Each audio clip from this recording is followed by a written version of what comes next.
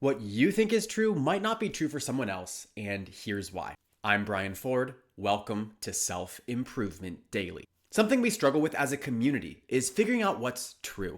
And it's not only because there's fake and altered information circulating, but because the truth, in many ways, is subjective.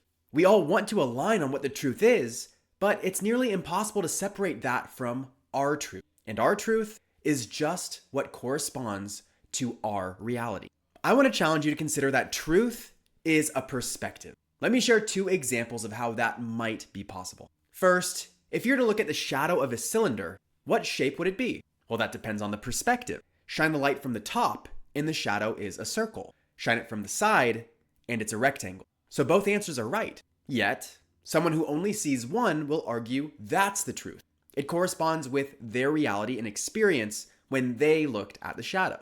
Or how about someone who testifies in court? They're offering an alibi for someone, confirming they couldn't have committed the crime because that person was out of town. But they're operating off of what the criminal told them, which was false information, but got interpreted as the truth. So the person testifying actually misrepresents what happened because they were operating from a truth that was misinformed. What's more useful to consider than the truth are the facts. You can't deny that someone saw a circle shadow. You can't deny that someone said they were going to be somewhere. Where we get into trouble is how we interpret the facts to assign a truth to it. Our interpretation determines our reality, and if that is subjective, then so is the truth. The solution to overcoming disagreements like these is context. All of the details around the facts cause them to be understood in different ways. And the best way to fill gaps in understanding and share context is to over-communicate.